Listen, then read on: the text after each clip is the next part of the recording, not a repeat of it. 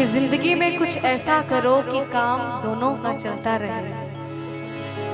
जिंदगी में कुछ ऐसा करो कि काम दोनों का चलता रहे, आंधियां भी चलती रहे और दिया भी जलता रहे। थोड़ी सी तालियां होनी चाहिए ना, शायरियां बोल रही हूँ, थोड़ा वाह वाह, थोड़ी तालियां होनी चाहिए ताकि हमको भी लगे कि हाँ कोई सुनने वाला है। ऐसा लग रहा है खुद ही गा रहे, खुद ही बोल रहे, खुद ही सुन रहे हैं।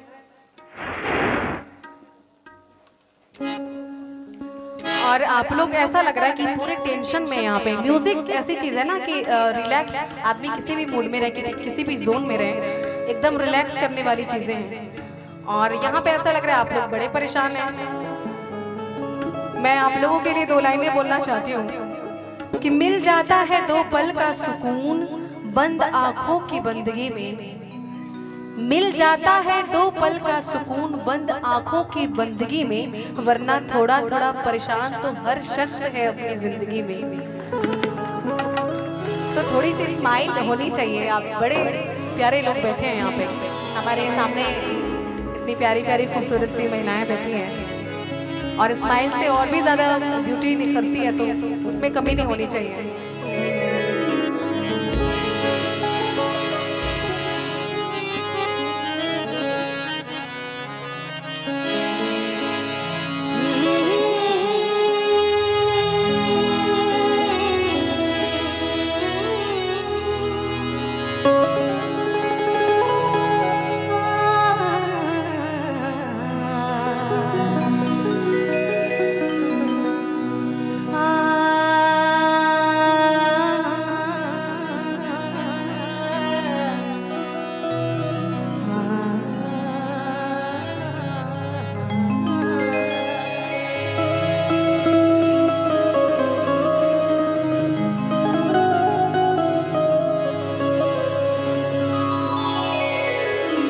अगर ज़ख्म को हवा दे रहे हैं,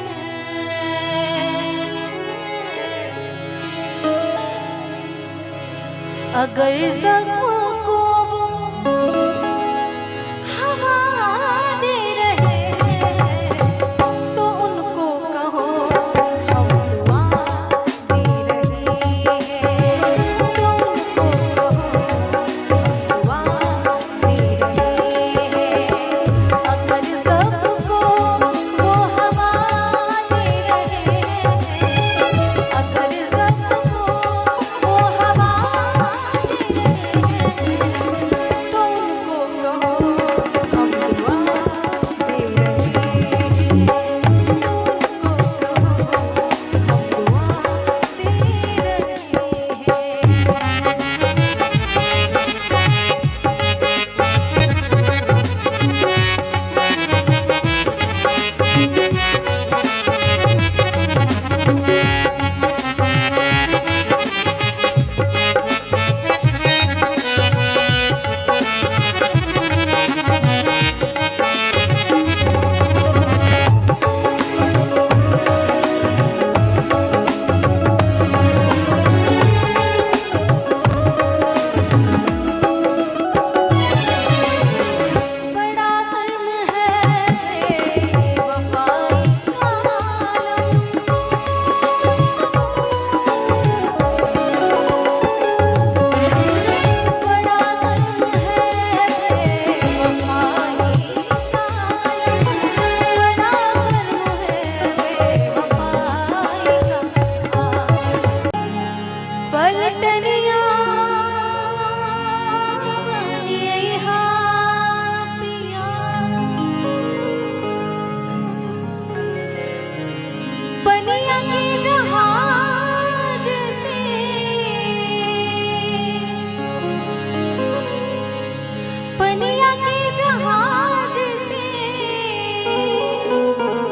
अरे पलटनिया बनी हा पिया कि ले ले हा हो, ले ले हा हो, पिया सिंदूरा बंगाल से, ले ले हा हो, पिया सिंदूरा बंगाल से, सिंदूरा बंगाल से हो, सिंदूरा बंगाल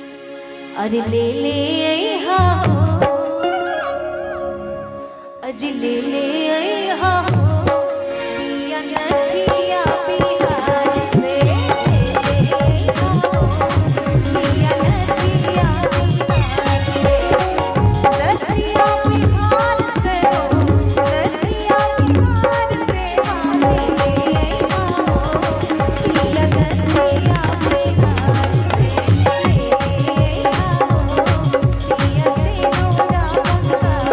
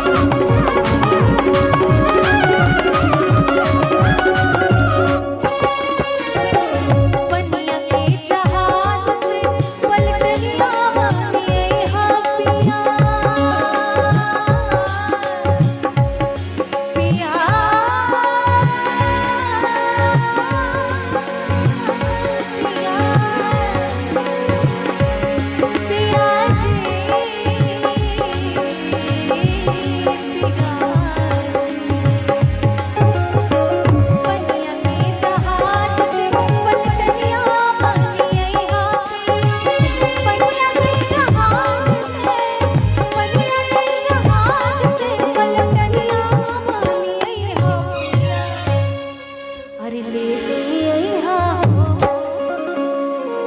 ले ले आया हो पिया झुमका बंगाल से, ले ले आया हो पिया झुमका बंगाल से, झुमका बंगाल से, झुमका बंगाल से, हाँ ले आया हो पिया सिंदूरा बंगाल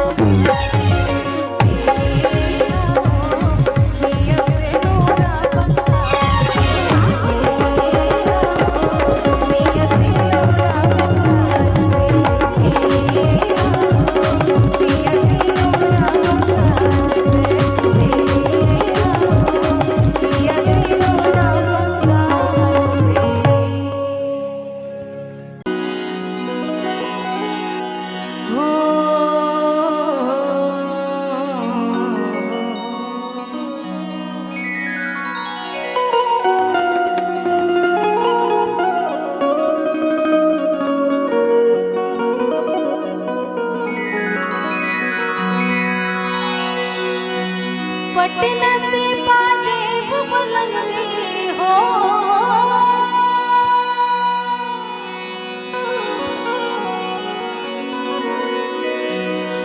पटना से पाजेब बलम जी, अरे आरा से होठलाली तो मंगाई द छपरा से चुनरिया छिटवाली, हाँ मंगाई द छपरा से चुनरिया छिटवाली। पटना से पाजेब बलम जी, पटना से पाजेब बलम जी, आरा से होठलाली तो मंगाई द छपरा से चुनरिया छिटवाली, हाँ मंगाई द छपरा से चुनरिया छिटवाली।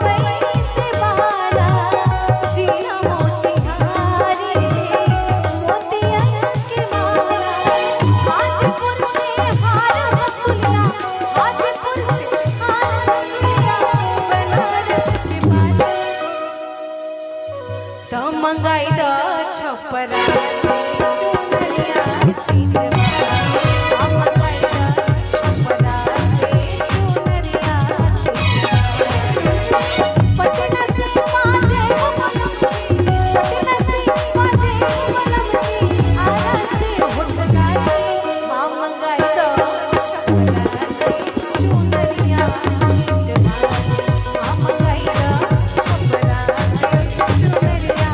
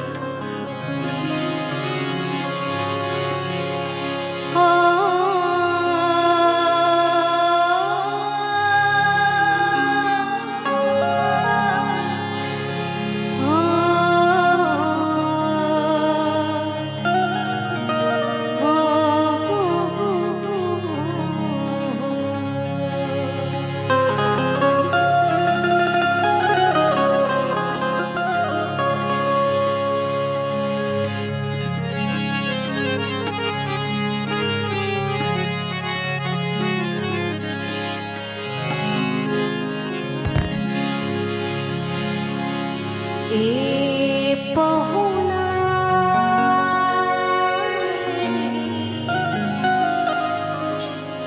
मिथिले में रहुना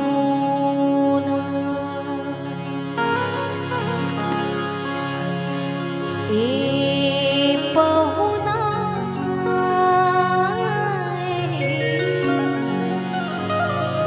अरे मिथिले में रहुना जौने सुखवा ससुराली में जौने सुखवा अरे ससुराली में तौने सुखवा होना ए पहुना मिथिले में रहुना ए पहुना मिथिले में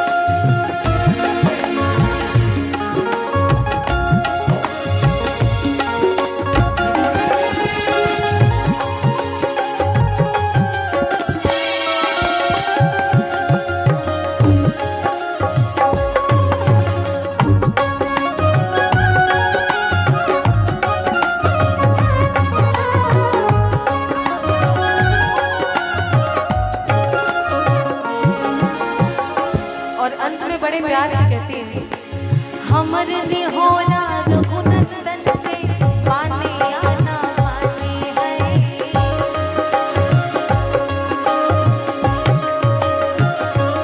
ए जी हमर निहोरा रघुनंदन से माने या ना माने। पर ससुरारी के नाते प्रताप के आपन जाने। ओ पर ससुरारी के नाते प्रताप के आपन जाने। या मिथिले में रह गई हो या मिथिले में रह गई हो संग अपने रखने होना। ए पहुना ए मिथिले में रहोना। ए पहुना ए मिथिले में रहोना।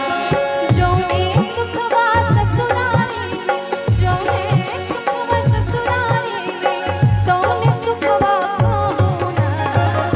ए पहुना मिथिले में रहोना। ए पहुना मिथिले में रहोना। ए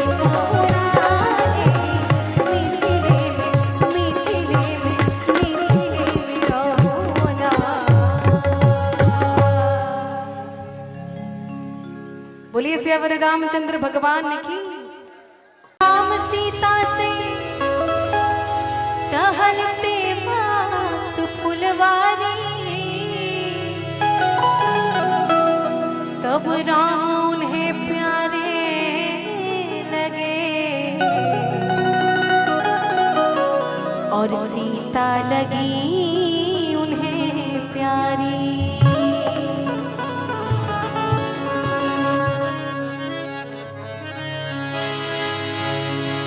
देख कर राम जी को जनक नंदिनी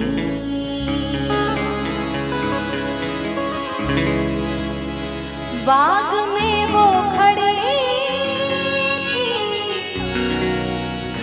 रह गई।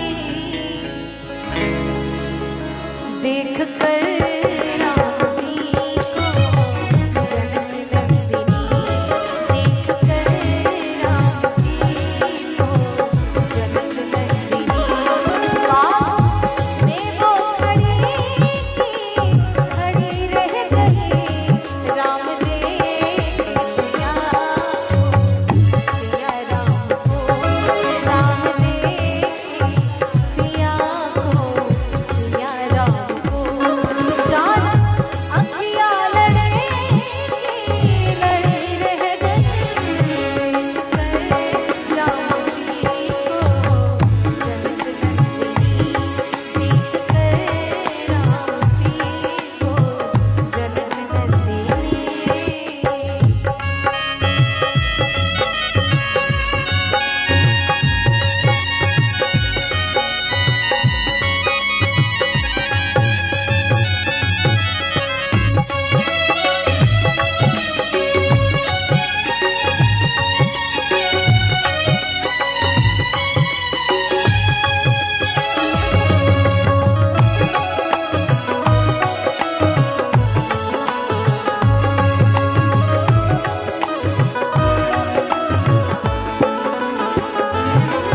एक सखी ने कहा जानकी के लिए रच दिया है विधाता ने जोड़ी सुबह।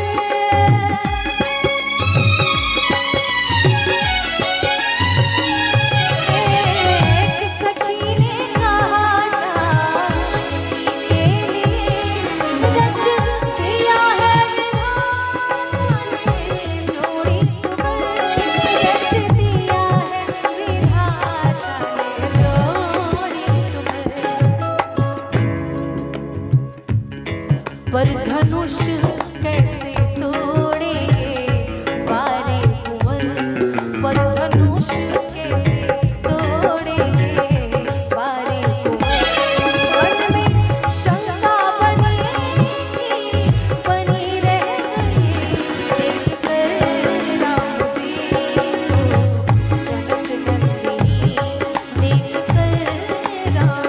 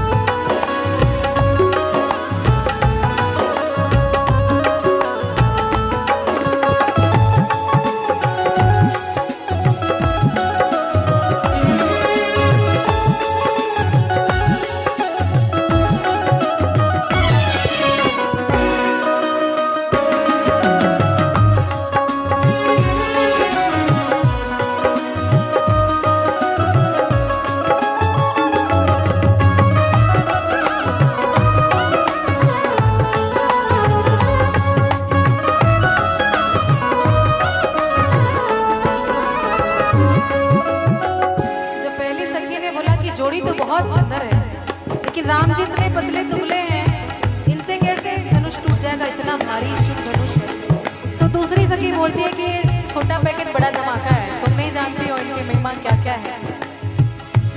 बोली दूसरी सखी छोटे देखन में है, पर चमत्कार इनका तो नहीं जानती।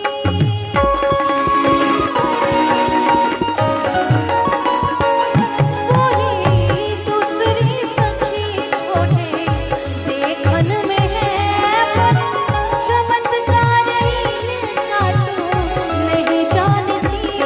पर चमत्कार इनका तो नहीं जानती। क्या? एक ही बाण में ताड़िका राक्षसी, एक ही बाण में ताड़िका राक्षसी। उठ सकी ना पड़ेगी, पड़ी रह गई। राम जी को जनक नंदिनी देख कर, राम जी को जनक नंदिनी। बाग में वो खड़ी रह गई। राम देखे सिया को, सिया राम को, राम देखे सिया को, सिया राम को। चारों अखियाँ लड़ी रह गई। राम जी को जनक नंदिनी देख कर, राम जी को जनक नंदिनी देख कर, राम जी को जनक नंदिनी।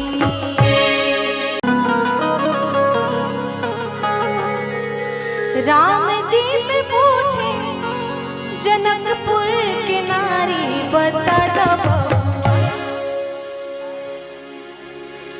कि लोगवा देत काहे गारी, बता दो लोगवा देत काहे गारी, बता दो। राम जी से पूछे जनकपुर के नारी, बता दो। राम जी से पूछे जनकपुर के नारी, बता दो। लोगवा देत काहे गारी, बता दो। लोगवा देत काहे गारी, बता दो।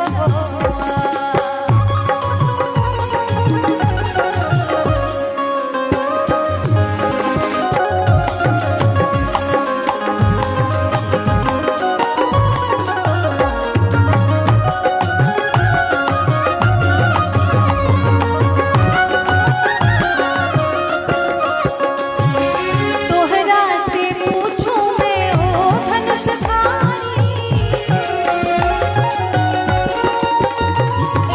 तोहरा से पूछूं मैं ओ धनुषधारी। एक भाई कौन का है, एक भाई कौन का है, एक कारी बता दो। अरे एक भाई कौन का है, तो एक काहे कारी बता दो। लोगवा देत काहे कारी, बता दो।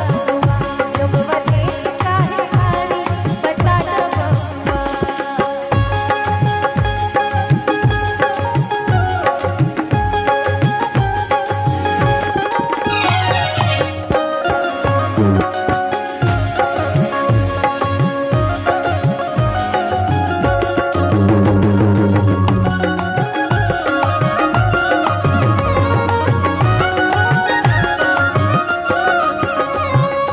ई बूढ़ा बाबा की पकल पकल दाढ़ी, ई बूढ़ा बाबा की पकल पकल दाढ़ी, ई बूढ़ा बाबा की पकल पकल दाढ़ी।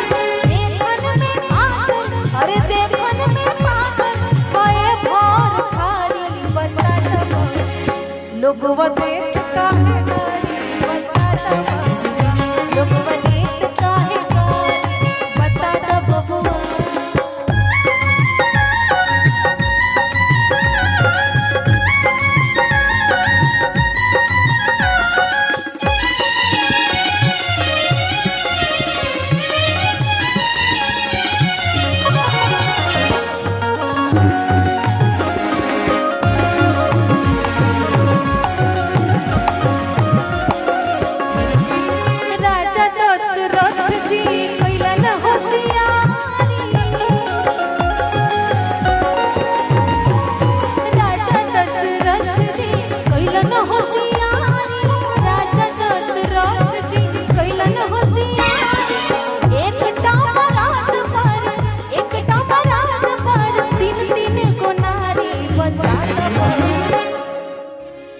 अरे एक टामरान अरे तीन तीन गो नारी बता दब लोग देत काहे गारी बता दब लोग देत काहे गारी बता दब राम जी से पूछे जनकपुर के नारी बता दब राम जी से पूछे जनकपुर के नारी बता दब लोग देत काहे गारी बता दब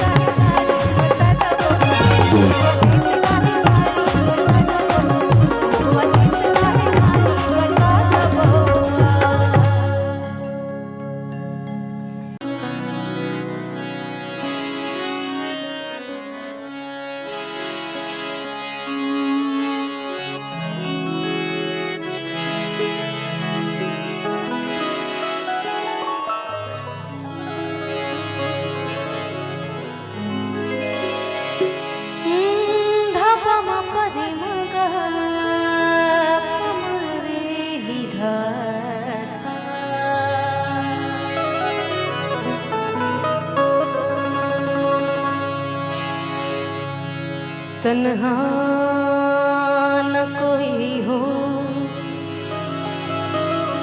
ये दुआ है मेरी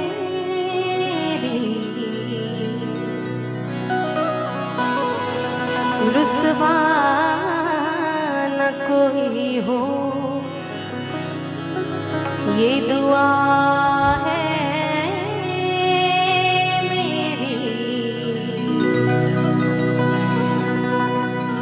जैसा मुझे दीवाना किया उल्फत ने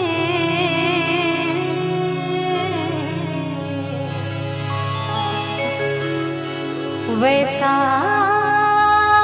न कोई हो ये दुआ है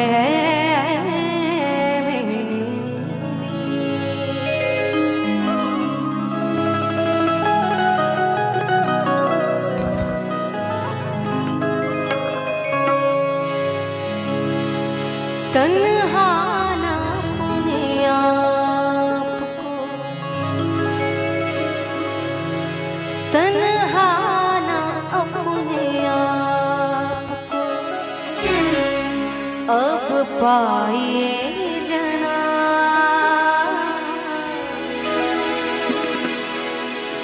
मेरी गज़ल साथ लिए जाइए जना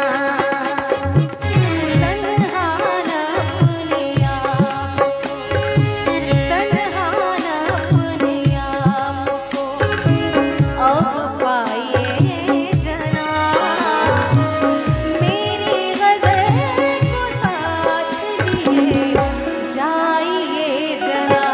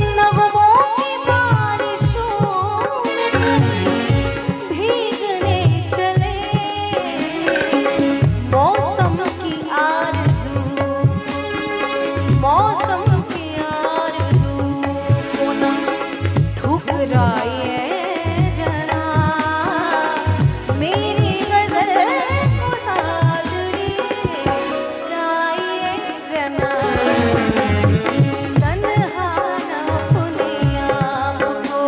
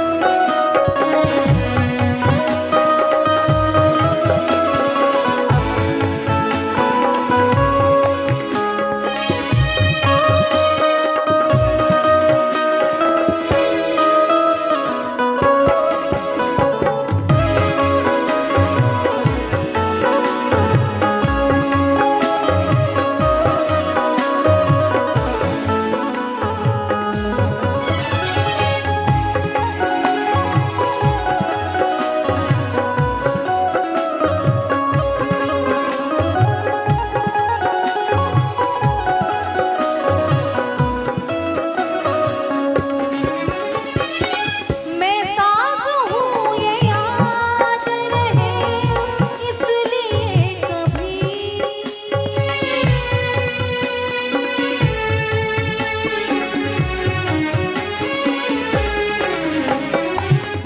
कि बदन शीशे का लेकर पत्थरों के साथ बैठे हैं, बदन शीशे का लेकर पत्थरों के साथ बैठे हैं, कि तुम्हें क्या बताएं कि हम किन उलझनों के साथ बैठे हैं।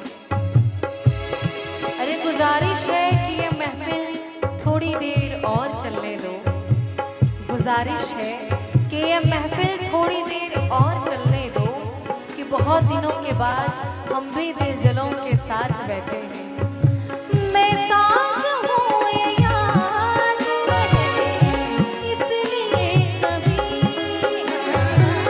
मैं साज़ हूँ ये याद रहे इसलिए कभी, मेरे ही शेर मुझको, मेरे ही शेर मुझको